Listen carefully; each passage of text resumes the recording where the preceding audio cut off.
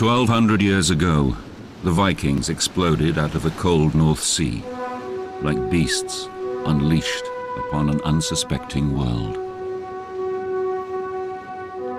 They came from the land of fjords, a land hard to farm and bitter clan rivalries, modern-day Scandinavia.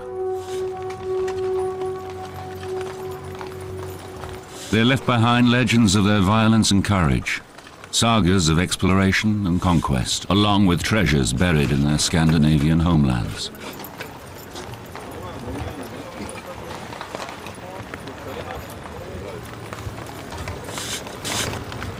In 1880, Norwegian archaeologists made an extraordinary discovery, opening a window to the past and revealing for the first time how the Vikings truly lived and died. They found shards of strange tools, jewels and wood carvings.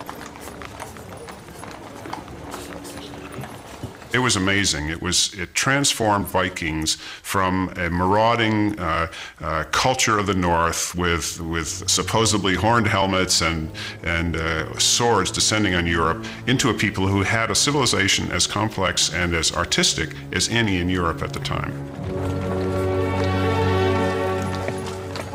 One object, unearthed at a number of burial sites across Scandinavia, revealed more about the Viking Norse people than any other.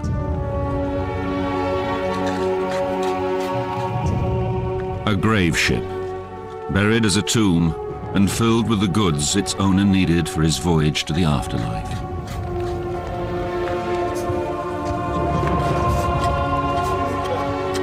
The only way to get from place to place was by boat, and they developed wonderful boats. When they first started excavating, they didn't believe that they actually sailed in these wonderful ships. They were wonderfully seaworthy, very handleable, and could, of course, they only drew about 3 inches or something and could go up rivers.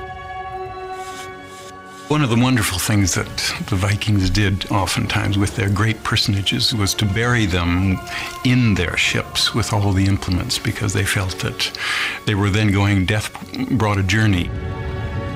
All the implements that one might need for life into eternity was put on the ship and then buried. And so it's all very well preserved. Who were these mysterious barbarians with their elaborate burials? And what drove them to dominate the Dark Ages?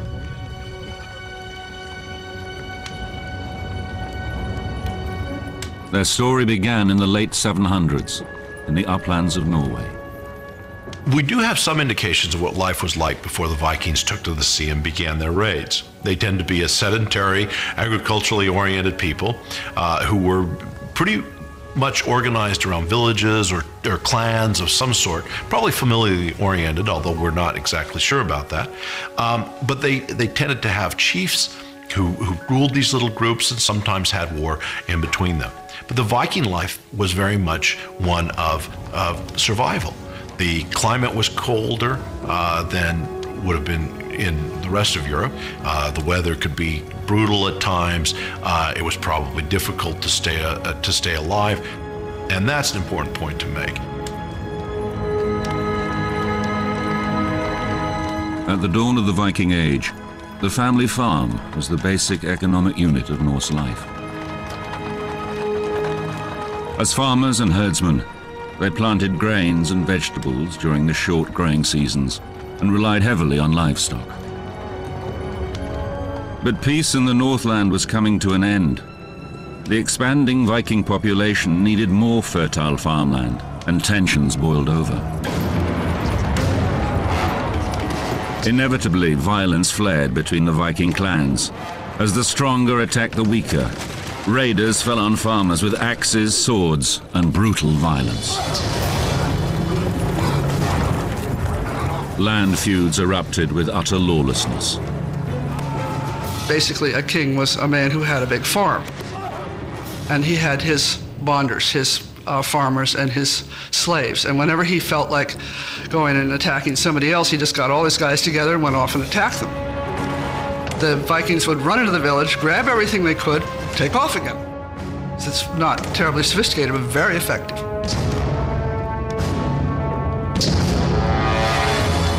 Some Vikings, however, set aside their differences and prepared to seek their fortunes elsewhere. The hands and tools that once shaped the cross beams of barns turned to another task. Along the shores of the northern inlets, boats were built. Boats that changed the lives of these people. Viking longships.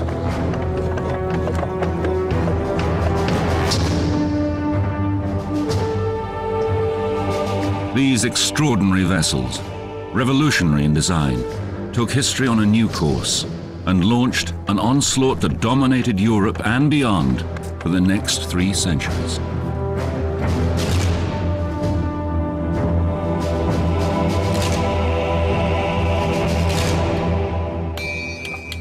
In the longship, Vikings drew on generations of boat-building techniques and seafaring skills. There would have been no Vikings without the Viking ship. And it is that evolution of that technology that allowed them to make such a mark on history. In time, they learned to make boats that were seaworthy enough to travel the North Atlantic. This was really what gave the Vikings their long reach. You could put one of these boats together in maybe a month or 6 weeks. And the design was always exactly the same. And they would make the boat either as broad as they needed for calm waters or as deep as they needed it for open oceans. And if they wanted a boat to go up the rivers of Russia or in Europe, a raiding boat that might go into the heart of the continent, they could make the same style, the same construction technique, but just a small version. They were light enough to be carried over portages, they could be dragged up rivers, and they could be sailed. And that was one of the important features because the boats were swift like lightning and there wasn't anything that could catch them. It's no longer a coastal vessel like many of the Mediterranean ones were. They would make the jump from Norway to Scotland and from the Faroe Islands to Iceland and from Iceland to Greenland over open waters that were far too dangerous for coastal vessels ever to take on. And the Vikings weren't frightened by this, and they had the technology to make it happen. The result was a boat with a low draft and high adaptability, a technological marvel for its day.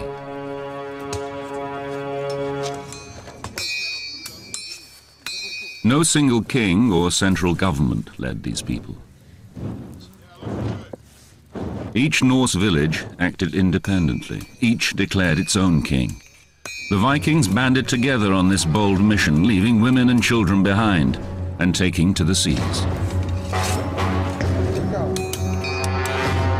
They were after plunder, so they armed themselves accordingly. Among the first victims of their raiding were the monks of Lindisfarne, home to St. Cuthbert's Monastery in June 793. Lindisfarne was one of the holiest places in the British Isles, rich with piety and with more tangible treasures. These monks their bells are ringing, they're going to mass, and up out of the sea come these dragons. And the Vikings came on them just like a storm and cut them down, carried off everything, and burned the place. The monks were met by hell. And they described it often as if the devils from hell are being unleashed on them. The Vikings were warriors, there's no doubt, but they lived by intimidation, fear, and terrorism. They were raiders. They weren't soldiers. I think they were extremely fierce and extremely greedy and extremely skillful. I mean, we think of these people as being barbarians, but in fact, I think the order of battle, the way in which they moved on a target in a very disciplined military way. The Viking warrior was a very simple war machine. It was a big, brawny Scandinavian, often dressed in leather, hide, armor. Each person was equipped with very simple tools, a knife, a sword, and a battle axe. And reportedly, it was the battle axe that was the fiercest of these weapons because the Vikings had tremendous skill in throwing these axes to, lop off people's heads or incapacitate them. The monasteries along the coast particularly appealed to the Vikings. because of their great accumulation of wealth and the passivity of the monks. The Anglo-Saxon Chronicle, begun in the late 800s, is the primary source of English history from the 5th to the 11th century. It records the terror wrought by the Viking invaders. The ravages of heathen men miserably destroyed God's church on Lindisfarne with plunder and slaughter. This attack on these monks and their treasures in 793 AD was an historical milestone, the first major Viking sea raid. But Lindisfarne and the other vulnerable monasteries along the coast of the British Isles were only the beginning. As the 8th century drew to a close, the Viking raiders set their sights on larger prizes. The major cities of Europe were about to feel the power and the fury of these Norsemen, and the bite of their steel. The Vikings left Scandinavia to plunder. The 793 AD attack on Lindisfarne sparked an inferno of Viking barbarism that threatened to consume all of Europe.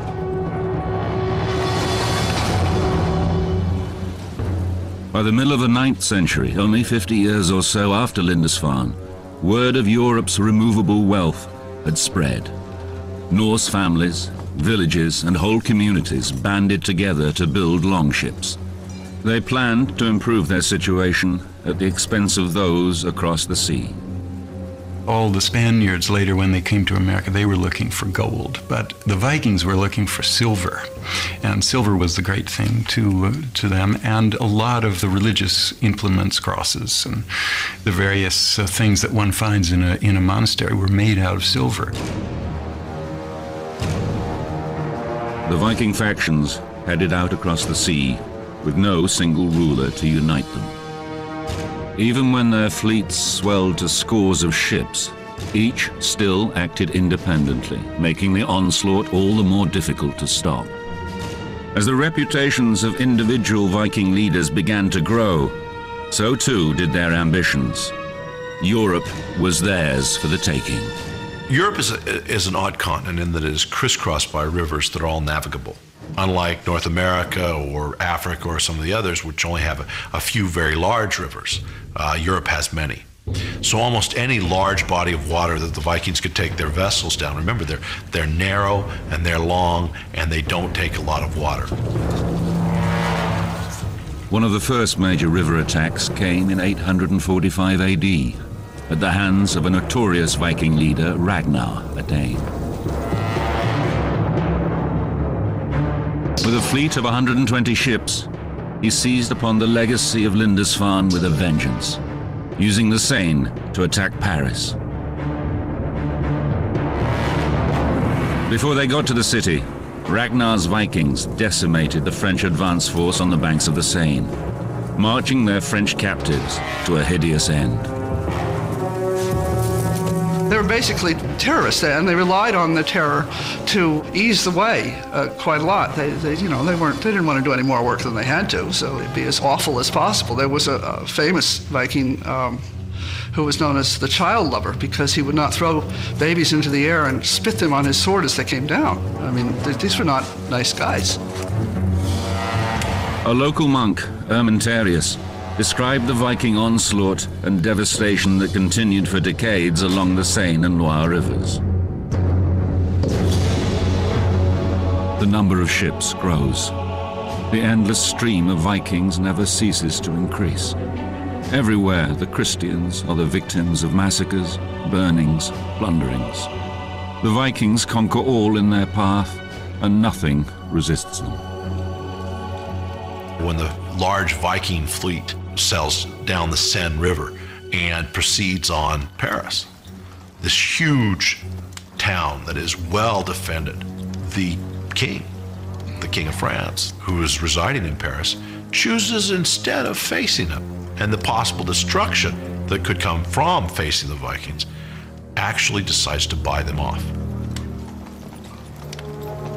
The King of France, Charles the Bald, paid Ragnar nearly 6 tons of silver and gold bullion to get the raiders to leave and never come back. it had the opposite effect. As word spread that such loot could be had, that land and goods were everywhere, the pillage of northern Europe continued with a fervor.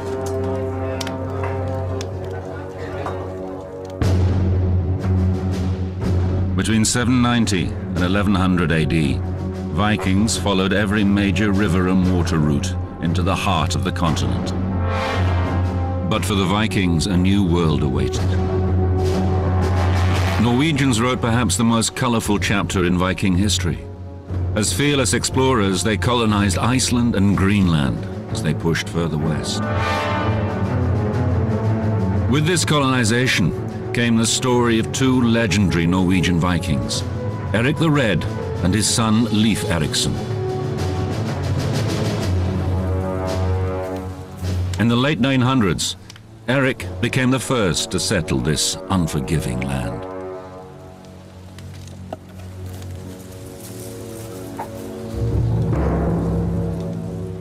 A fiery character, Eric was soon banished for 3 years from Iceland as well. He sailed west and settled on the east coast of Greenland.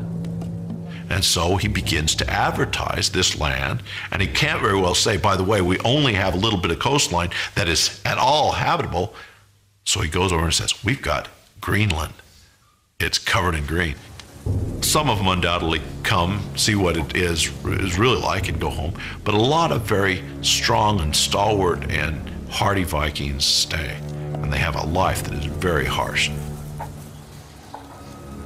The ground wasn't very tillable, but fishing was available, and other meat was available. But it was a harsh land. During Eric the Red's leadership, a Norse agrarian society scratched a living in this distant land. For government, the villagers convened at Althing, a kind of public assembly or court of law transplanted from their homelands. Here, free men had the right to speak in their defense and on issues of community concern. From this community of freemen came Eric the Red's son, Leif Erikson. Like his father, he yearned to explore. In the year 1000, he set sail.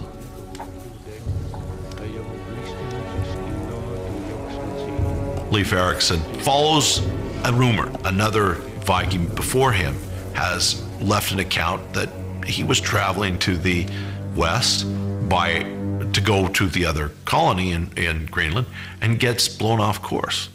And by the time he is found his direction, he's off the coast of a very green and luscious land. Well, Greenland was not green, nor was it luscious.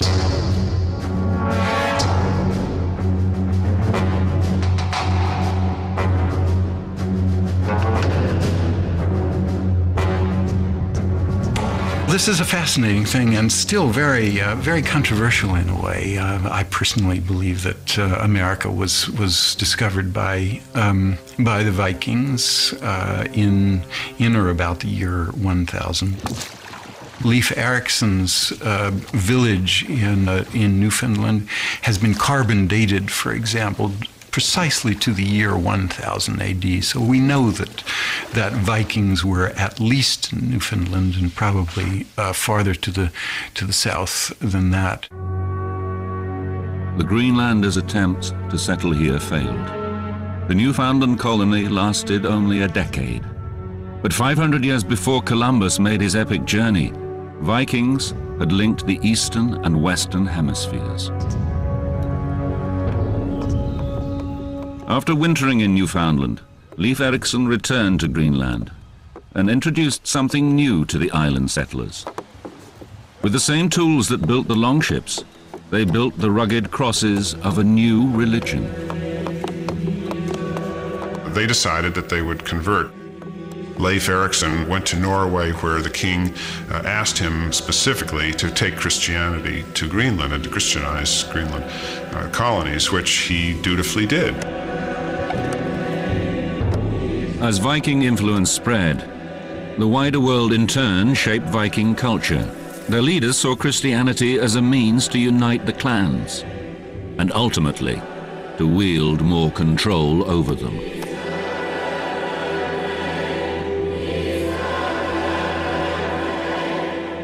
At the dawn of the 11th century, 200 years after the attack at Lindisfarne, the Norse people still had no single king and little sense of solidarity. It was Christianity that presented a reason to unite. But the Christian Vikings experienced resistance from their pagan tribesmen to give up their ancient gods. The kings began to go for Christianity because it helped them. It helped them consolidate power. And they began to impose it on these people. And there was a lot of struggle. The people didn't like it. They didn't want to give up their old ways. They were afraid of giving up their old ways. There were some Christian missionaries that came on the island and went around and converted a few, but there were a lot of skeptics. And at one certain occasion, they decided that they were going to go into a test against the pagan deities and the representative of pagan deities, which was known as a berserker, a man who was a little crazy, to put it nicely. And so these Christian missionaries challenged him. Said, we'll build a fire, and you pagans build a fire. If the berserker passes through your fire but can't pass through ours, then we know Christianity is won. If he can't pass through yours, then we know paganism is won. It's almost like an Old Testament duel, right? Well, the story says that the Viking berserker came in, passed easily over the fire that was made by the pagans, but could not penetrate the fire that was made by Christians. And thus everyone around saw that Christianity was the right religion and thus joined. Back in Norway, the great catalyst for Viking unity emerged in the destiny of one young boy. Harald Hardrada was the half-brother of Norway's King Olaf and his heir apparent. He was just 15 years old, fighting on the losing side of a Viking civil war. But Harald returned to extract his revenge and wrote his own history in the blood of his enemies. The Vikings spread like a murderous plague across Europe.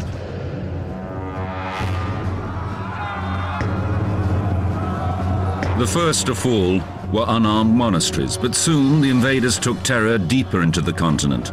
Eventually, the Vikings turned upon themselves. Norway was locked in civil war. In 1030, the Battle of Stiklestad pitted forces loyal to current Danish ruler Knut the Great against Norwegian King Olaf.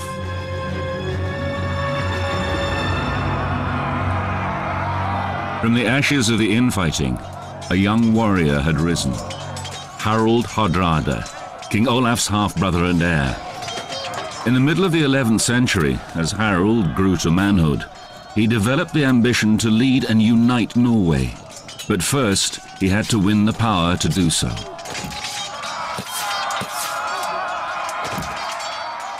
Harald was an interesting character. He begins his Viking regime, if you will, when he's a young man. At 16, he's wounded in a battle that will eventually take his royal brother's life, and he is to flee. Harald Hardrada faced exile in the faraway northern lands. He headed to Sweden, and then eventually to Kiev, a thriving trading city in what is now the Ukraine. In 1031, he followed the route of the Swedish Vikings, who had established trading centers during the previous 2 centuries to access exotic eastern goods. The Swedes came as violent raiders, but stayed to become traders. Through trade, Kiev connected the Norse world with the wider world of the East. When they find coin hoards of this period, the coins are from all over the world. And they found like little statues of Buddha in the ruins of Hedeby. And these were the connections of these people. They're far more important because of this than because of the bash 'em smash 'em stuff. Harald realized that without a market for his plunder, his power was limited.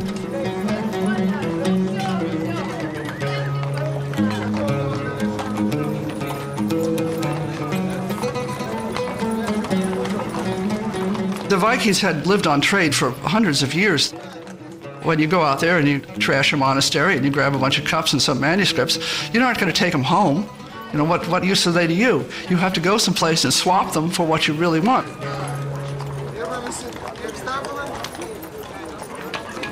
But material goods made up only part of the trading. The Vikings also dealt in men. As slave masters, they traded the men and women captured in their raiding parties. Women died in those days at an appalling rate in childbirth, so you had a constant resupply with women, and they would seize the girls and carry them off and undoubtedly rape them, and then take them to slave pens and sell them off. But despite Kiev's economic lessons, Harold had not come this far to seek his fortune in the marketplace.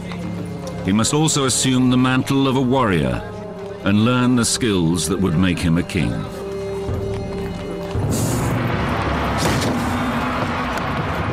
By the year 1038, Harold had grown confident and hungry for plunder, leading an elite force of Viking mercenaries.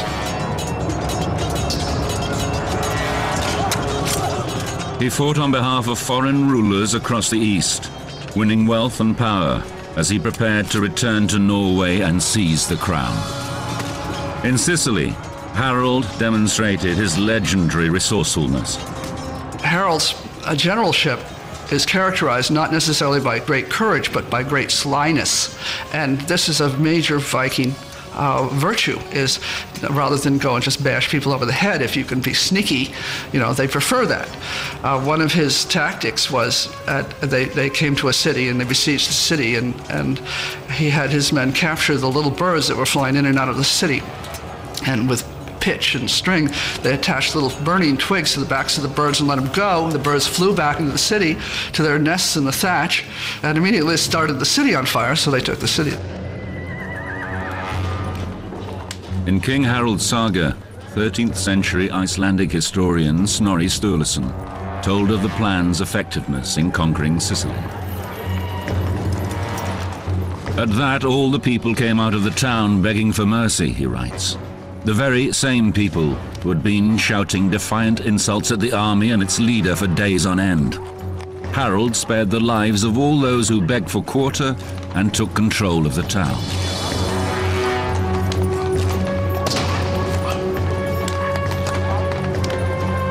After nearly 15 years, the cunning Harold had amassed the reputation and wealth he needed to at last lay rightful claim to his fractured native lands.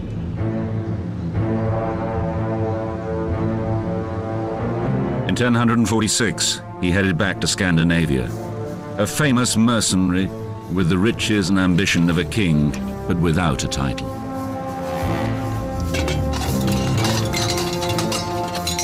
As next in the line for the throne of Norway, he was ready to stake his claim.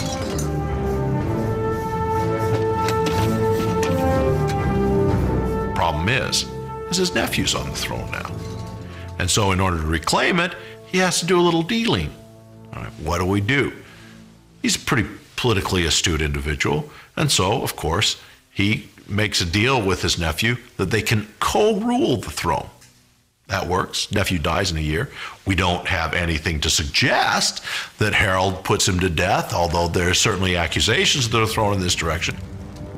Harold doesn't deny them.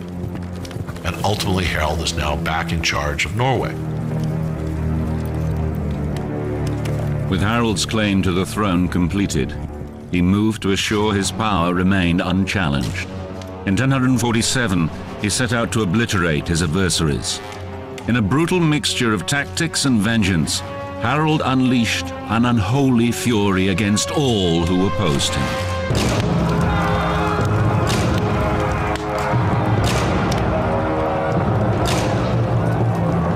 In 1047 AD, after years of gaining power, Harald Hardrada became king of Norway.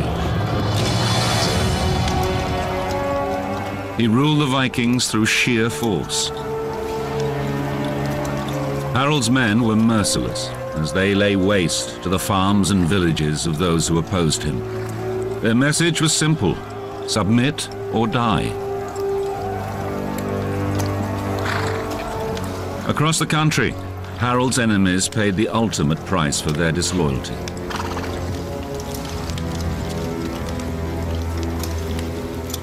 In King Harold's saga, the king celebrated his insatiable cruelty in his own words. I kill without compunction, and remember all my killings. Treason must be scotched by fair means or foul before it overwhelms me. The oak trees of insurrection grow from the acorns of treachery.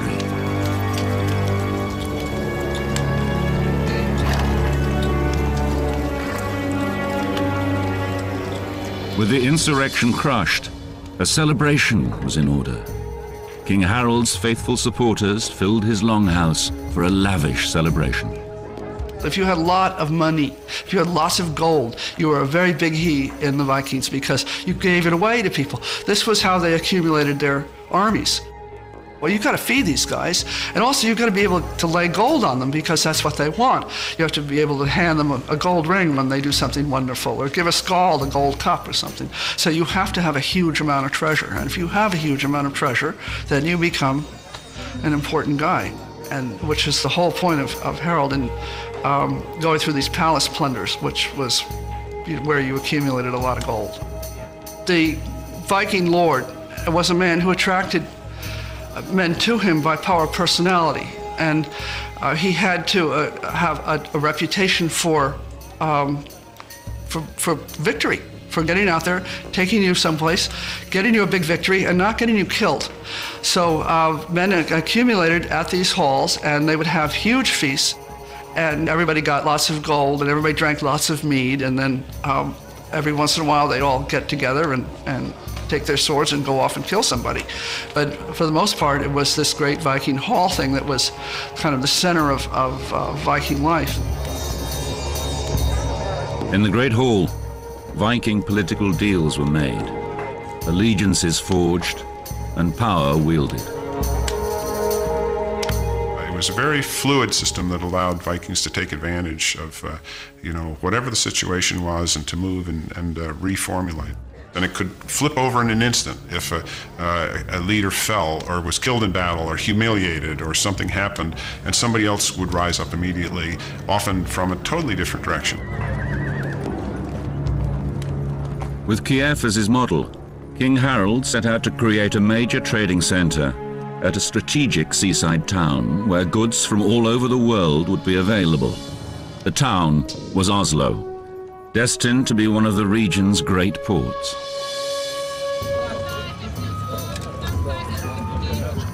King Harold knew it was trade that would unite the Viking people and bring them the wealth and stability they desired. The markets of Oslo brimmed with goods from Viking farms, wheat and vegetables, furs and fabrics. Viking longboats brought back goods from all over the known world: spices, gold, textiles, precious stones, and slaves. Pottery and glass from Germany were traded, silver jewelry from France, and coins from the faraway Arab lands.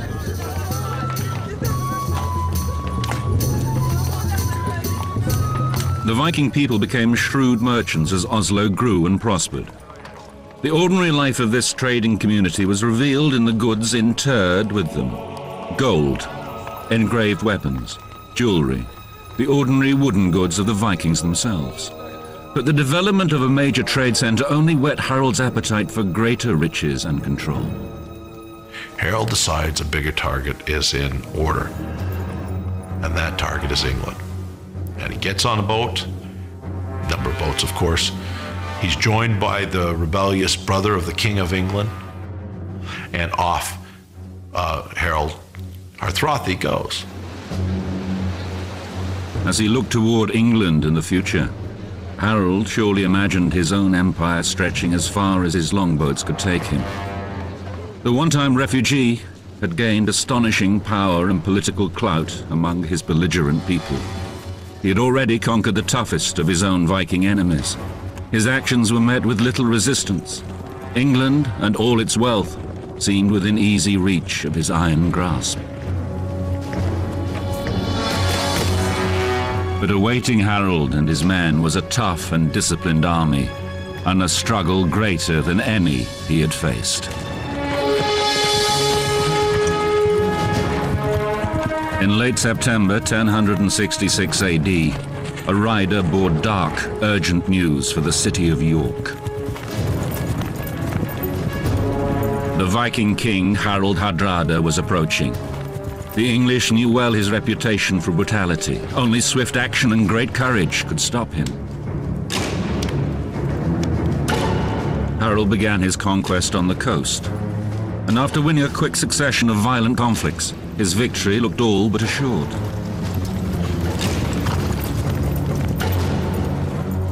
York seemed prepared to surrender. Harold and a contingent of his troops headed for Stamford Bridge, some 7 miles from the city. He'd expected York's leaders to pay homage and to present hostages as tribute.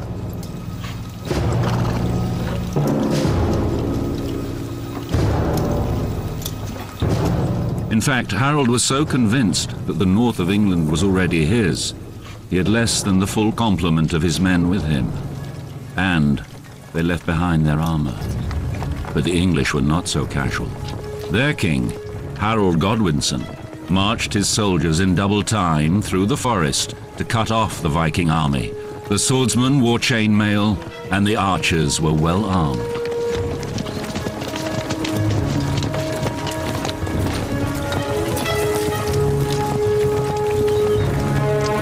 When the English army shows up, at least the sagas tell us, they're completely surprised as they see the armor shining in the sun of the midday, coming closer and closer to them. They don't know who it is. But as it gets closer and closer, they recognize who it is. According to King Harold's saga to the Vikings, it looked like a sheet of ice when the weapons glistened. A fateful decision took Harold. Rather than retreat and wait for the rest of his troops to arrive from the ships, he wanted to fight.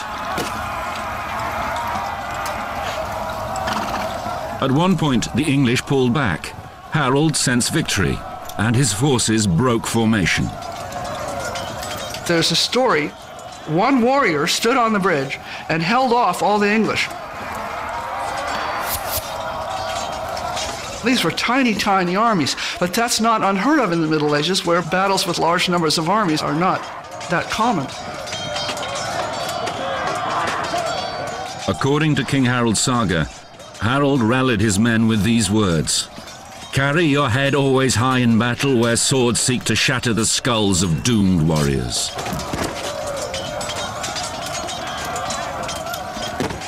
The guy on the bridge held them off. But then once he was jabbed, they were able to get to Harold. With the bridge open, the English soldiers poured down on the lightly armored Viking forces, cutting through them like a scythe. The battle was savage. The Viking used all their skill and courage, but one after another the Vikings fell, their blood soaking into the English soil in an appalling slaughter.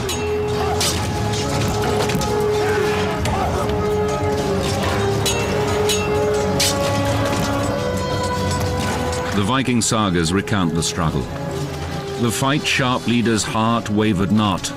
The strong king showed all the greatest courage in the thunder of the fight. His bloody sword wounded the enemy to death. In the midst of the battle, an arrow, well aimed or guided by fate, lodged in the throat of Harold Hardrada. Harold's reinforcements arrived late in the day, too late. Outnumbered and outmaneuvered, the Vikings faced an almost total rout. By nightfall, the Viking defeat was absolute. Harold Hardrada arrived in England in September 1066 with thousands of soldiers and the grandest ambition, but found only ruin and death. Harold Hardrada had 270 ships to bring over his army from Norway, and only 30 returned. In the decades following, the Vikings continued their sporadic attacks, but none reached as far or came so close to empire as Harold at his last stand.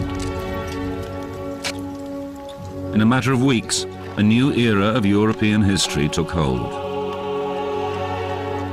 By the time of Harold's death in 1066, Viking influence had spread deep roots throughout world culture, trade, and history, and sowed the seeds of Viking downfall, assimilation, their absorption into the lands they colonized, and the spreading, unifying force of Christianity brought about their end as much as any single defeat in battle. Essentially, Europe's history changes. Russia is now Russia, land of the Vikings. The Rus were Vikings. Normandy is now land of the Normans. The Normans were Vikings. Ultimately, the Normans would conquer England. And so their legacy is extensive in the history of Europe. As warriors, as settlers, as explorers and traders, Vikings were agents of an extraordinary social and political change, spurring global economic growth and the fortification of Europe, along with the development of national identities, advances in shipbuilding and navigation. Their brutal raids gave Vikings an enduring reputation as barbarians, but in their quest for opportunity, for riches and control, the Vikings didn't destroy Western civilization. They enriched it.